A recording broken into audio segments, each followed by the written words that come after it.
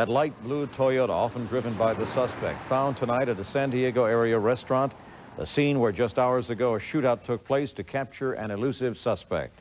Good evening, everybody. Top of our 11 o'clock news tonight, a man wanted for the murder of at least one Southland girl and for questioning in the disappearance and death of another is in police custody tonight. But there are grave concerns that this suspect, involved in a shootout, as I indicated, with the police, may be losing his own life. The very latest on this developing story, let's go to Penny Griego in South Pasadena. Penny? John, the disappearance and death of a 7-year-old girl struck the town of South Pasadena hard. And when authorities named a suspect in the case, the entire community wanted to help out. You can still see the evidence of their efforts. They passed out flyers with the suspect's picture and posted them in store windows. Tonight, that man, 51-year-old Warren James Bland, a paroled sex offender, is in custody. Just last Wednesday, he'd been officially charged with the murder of Phoebe Ho. She disappeared while walking to school one day in December. Her body was found a week later. Tonight, Bland was arrested after a shootout at a restaurant in Pacific Beach. It was a San Diego police strike team officer who nabbed him. Riverside investigators had told San Diego he was in the area. Bland was hit by a bullet in the dramatic shootout. A man came running into the restaurant to tell us that a man had been shot out here in the parking lot. Evidently, the man who was shot was wanted for 3 homicides, and the man who shot him was, I guess, an undercover policeman or a bounty hunter of some kind. And he was real close up to him, and the man kept running from him, so he shot him in the hip at a real close range and got him right on the hip bone. So he was bleeding profusely. Bland is hospitalized tonight. He had been listed in fair condition until just a short time ago. Then his condition worsened. His blood pressure went up. He had to be rushed back into surgery. That's all we know at this time. Meantime, here in South Pasadena, police are happy that the efforts of all the law enforcement agencies involved were successful. I'm very relieved, and we have notified the whole family, by the way, that he is in custody, and they too voiced a measure of relief. I'm sad, again, for what happened to little Phoebe, but I'm very pleased that law enforcement has been able to bring the suspect into custody. South Pasadena and Riverside County authorities are in San Diego now. They'll discuss with authorities there where Bland will go once he's out of the hospital. But as for tonight, they're just happy that the suspect in the Phoebe Ho murder is in custody. Reporting live from South Pasadena, Penny Griego, Channel 2 News. All right, Penny, thank you very much. 51-year-old Bland is also wanted for questioning in connection with the murder of 14-year-old Wendy Osborne of Placentia. Like Phoebe Ho, Wendy Osborne was also abducted on her way to school. Her body was found February 1st near Chino, about 30 miles from where Phoebe Ho's body was found. Bland has a long record of violent attacks against women and children, a record that dates back to the 1950s. A case against him in 1980 involved torturing an 11-year-old boy with a pair of pliers. Bland's been a fugitive since early last month after he was named as the prime suspect in the death of Phoebe Ho. And John, in other news tonight, for weeks it was rumor, but tonight it is fact. Entertainer Liberace died of AIDS.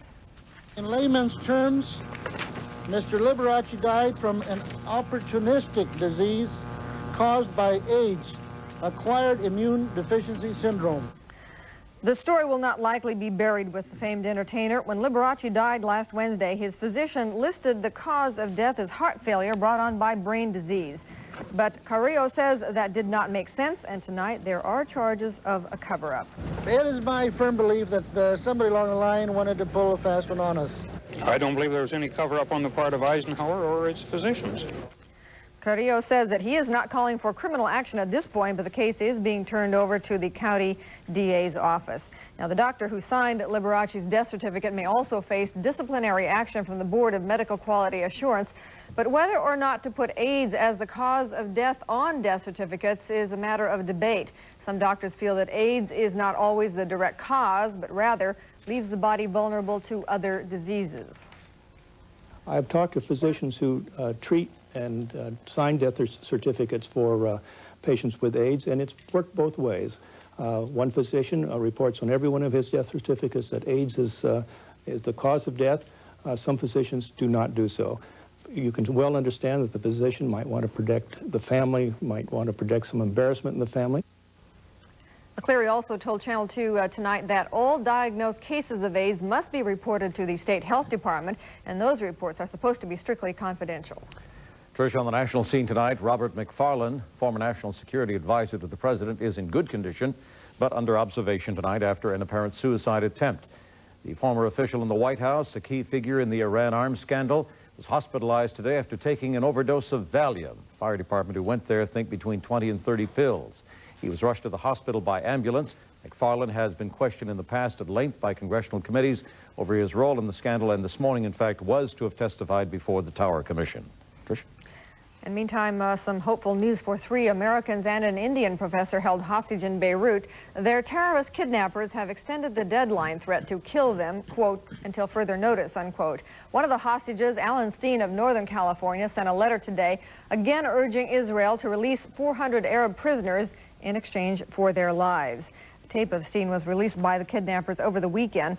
In it, Steen warned that he and his companions would be killed at 2 o'clock this afternoon if the Arabs were not released. One of Steen's daughters, Jackie, teaches 3rd grade in an LA school. She saw a copy of the tape this morning, and here's how she summed up her feelings about her father's life-threatening situation there. It's very scary. You know, the scary part is not knowing what's going on over there, because I really don't know. You know, it's confusing to me and puzzling that people act this way. And Jackie says that she thinks her father did not write that letter, that he was simply forced to read it. Prosecution called its last witness today in the Twilight Zone trial. Child star turned director Jackie Cooper took the stand as an expert witness on film safety. Jackie Cooper was never on the Twilight Zone set, but he said after studying clips that as he would have, if he were director, never have done this shooting. I would have sent the company home. There's a lack of communication here, and somebody's going to get hurt. Somebody was already slightly injured. I had a warning, and I would have shut down the company. He is a known actor, known by the jury, and he's been in those kind of films where he has apparent expertise. In fact, he knows nothing about helicopters, knows little about special effects. The Twilight Zone director John Landis and 3 associates, of course, face charges of involuntary manslaughter in this trial. Tonight, the war on drugs is being fought on 2 fronts here in the Southland. Our First Lady, Nancy Reagan, arrived this afternoon to continue her anti-drug crusade, and tomorrow she will participate in a DARE program at the Rosewood Elementary School. On Wednesday, the First Lady will speak before the Kiwanis and Rotary Clubs in Pasadena. She's received the Kiwanis World Service Medal for her involvement in its drug rehabilitation program. Meanwhile, L.A. City Councilwoman Pat Russell is starting a war on drugs campaign in the Crenshaw district. Today, she toured an area called The Jungle, notorious for its drug activity. Councilwoman Russell outlined a plan to help landlords evict suspected drug dealers, a plan that calls for tenants to fill out forms saying that they will not deal in drugs. Russell's program also calls for beefed-up police patrols in the area. Okay, when we come back, Kevin is going to tell us that if your nose itches, get the umbrella out.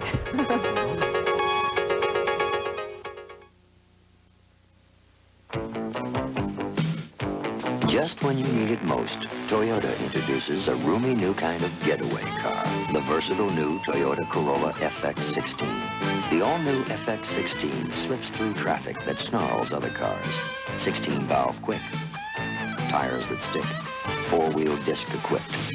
The gutsy new Toyota FX16. What a way to get away from it all.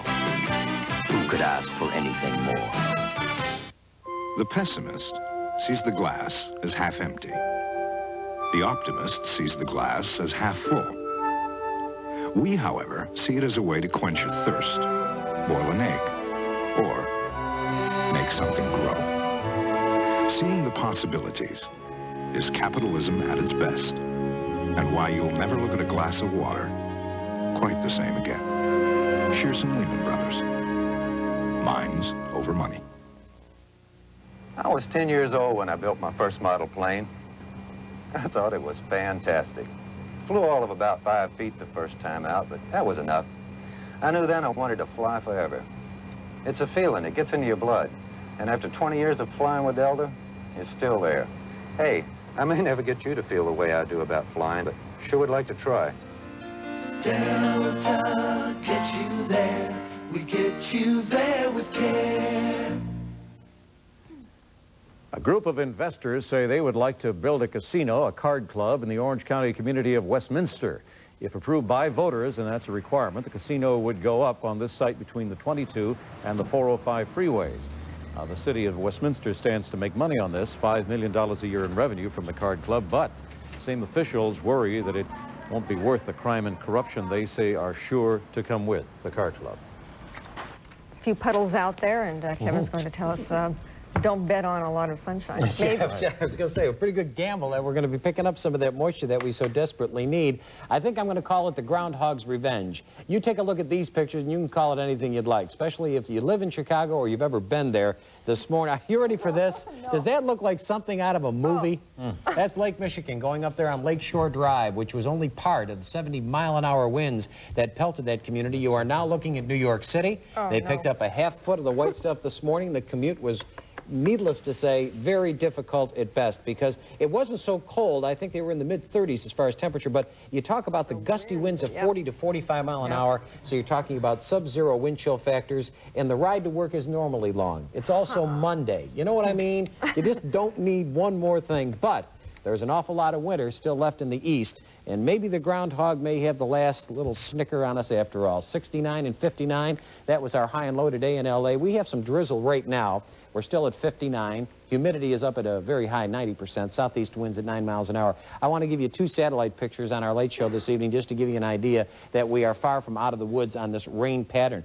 Almost the entire state of California has rain this evening and very thick cloud cover. Now, even though the tail end of this front will be by us within the next few hours, there is enough proximity of unstable air as we pull back and show you the far view. This system I'm forecasting to move through on Wednesday. It may arrive a little bit earlier, as early its influence as tomorrow evening, and it will quickly come through. And then if we want to look over the shoulder, the Hawaiian Islands are down here, and here comes another one. With the zonal flow, that means a flat jet stream. Anything right here is going to be moving through our backyard as opposed to having that nice arch because of high pressure we had last week.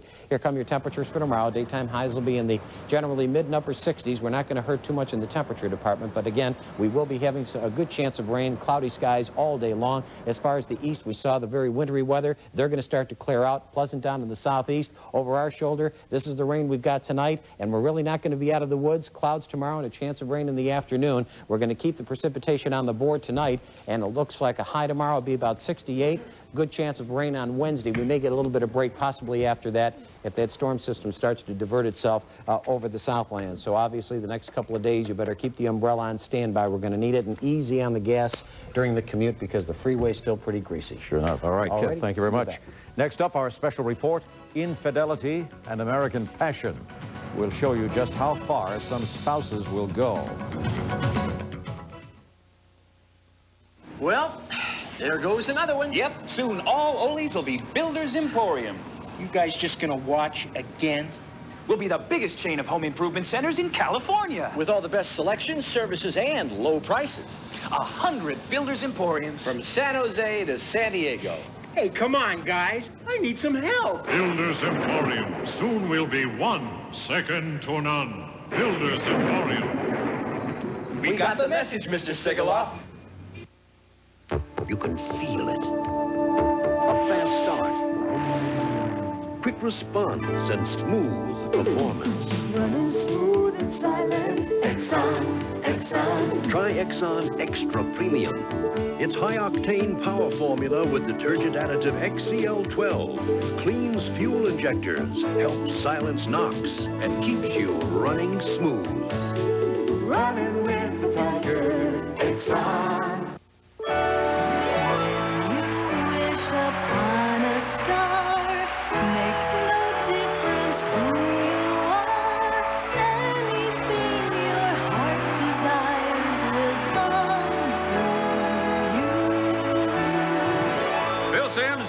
Just won the Super Bowl. What are you doing next? I'm gonna go to Disneyland, yeah, brother.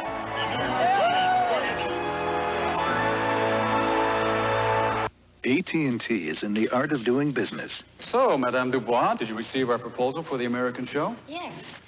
But from what I see on your telex, I just do not think your gallery is right. But what you're not seeing is Nothing speaks to your business associates like you can. With AT&T International Long Distance Service, your ideas don't just come across, they come to life. Room with light. C'est très bien.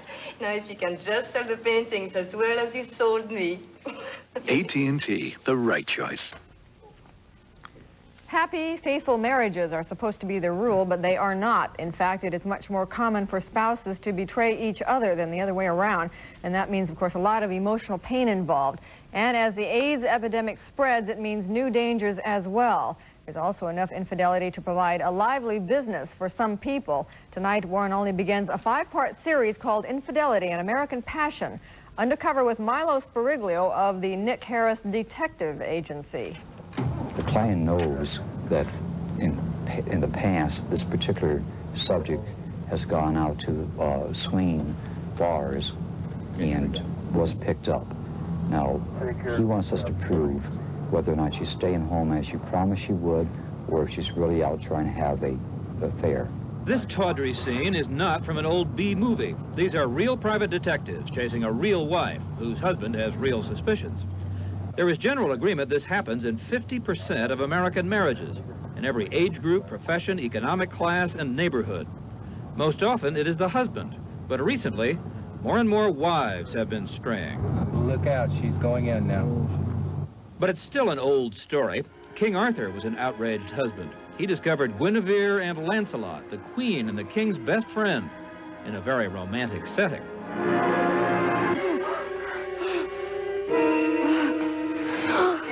Now the sylvan glades of Camelot are gone. But the same kind of behavior goes on in popular bars in the San Fernando Valley in 1987. It appears that she's made contact with a co-subject, and from this vantage point, we can see that she has been talking to him. Our 2 other operatives are inside of the location now, where it looks like they have a vantage point where they may possibly be able to pick up the conversation that our subject is having. Wives and husbands commit adultery for a lot of reasons: anger, boredom, excitement, attention. But why do their spouses hire private detectives to find out about it? I think a married male or female has the right to know if their spouse is being faithful to them. I don't think it's really an invasion of privacy. It's just that they should know for their own peace of mind and then decide what they want to do with the rest of their lives. But there'll be no peace of mind for tonight's client. And with California's no-fault divorce law, detectives don't even need to take pictures anymore. She's definitely going to his place tonight and spend the night there. She explained that her husband's out of town, and we don't need to go any further now. We have all the evidence, information that we want. But the undercover contact definitely established beyond reasonable doubt that there definitely is an affair going on. It's adultery. The case is concluded. Case may be concluded for the detectives. It may just be beginning for a man and his wife. Milo Spiriglio says the fear of AIDS has not yet had any impact on the infidelity rate. Later this week, we'll hear other ideas about that. A lot of people disagree. Tomorrow, we'll take a look at infidelity, where it is really big business on television. How did they come up with that information that she was going to the other place? She told them.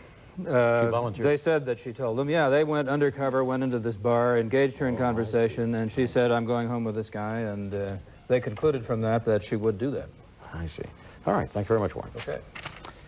So. And when we come back, Jim will be next up with sports. The nation's #1 college basketball team gets a bit of a scare after this.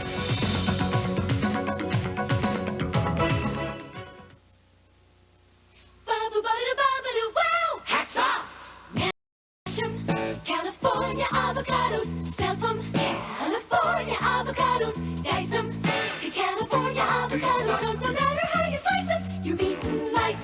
Chop them, California avocados, chop them, California avocados, fan them, California avocados, 'cause no matter how you get them, you're beaten right. California avocados, ripe with possibilities and no cholesterol.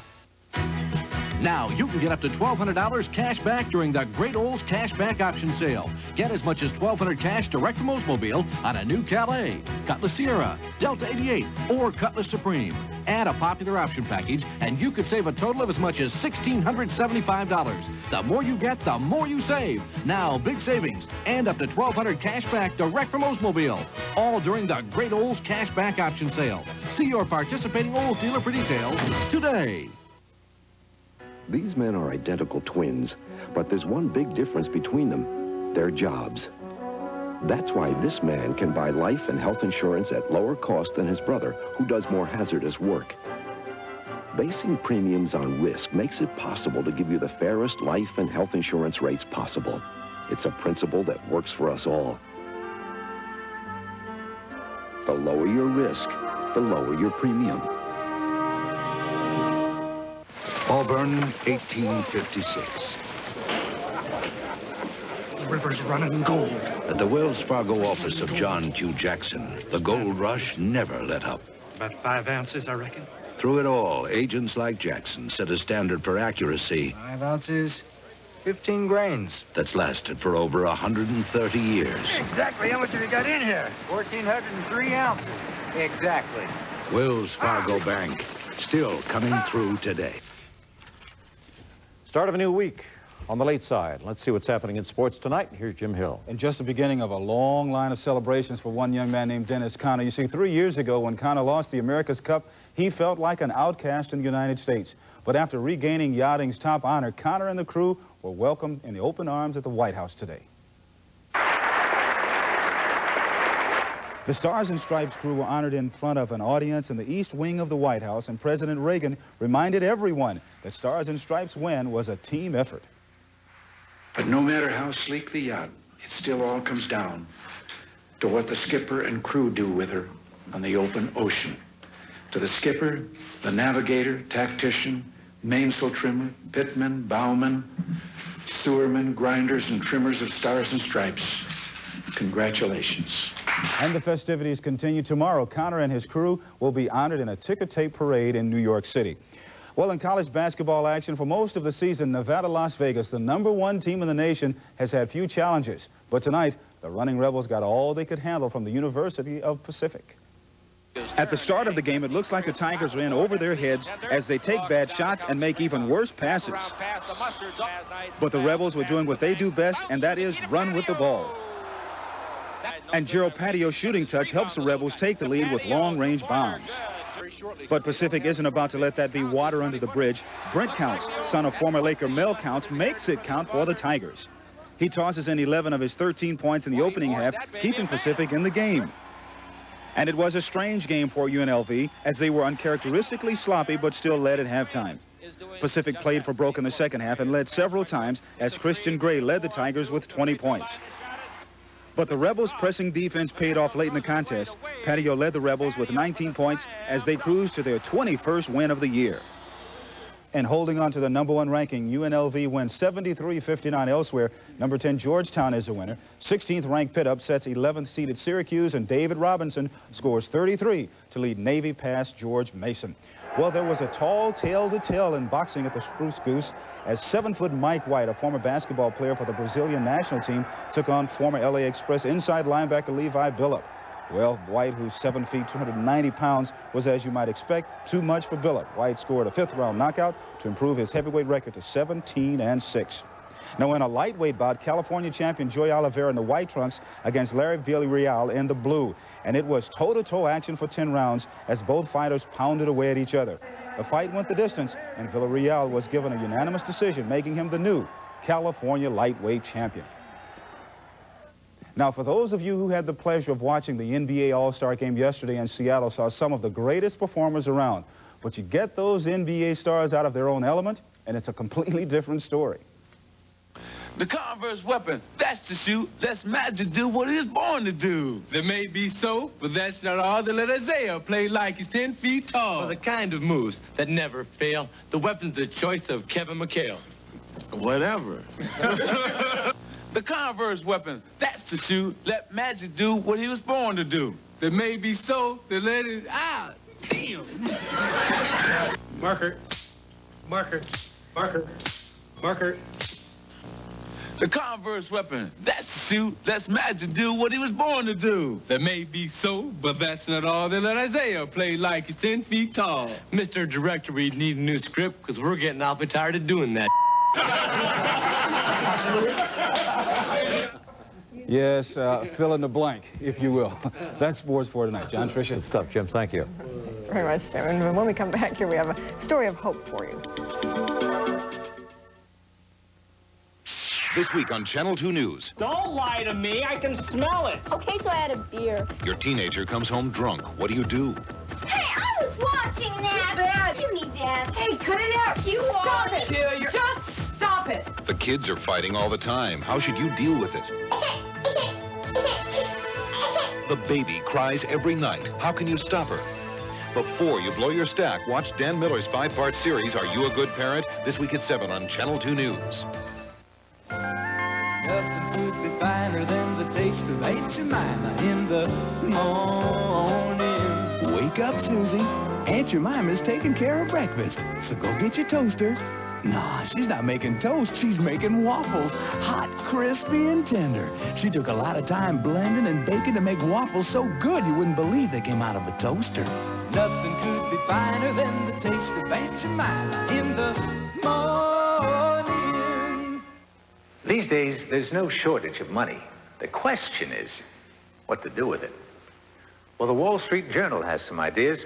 Each day, the Journal brings you a wealth of information about investing, saving, taxes, real estate, the whole spectrum of personal financial management. In fact, the Journal is a must for anyone with an interest in money, because while there's plenty of it around, unfortunately, it doesn't come with instructions.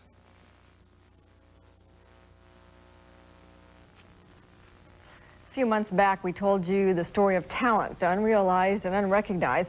But tonight, that talent and these paintings in full bloom. They were painted by a very special person, Ramona Williams.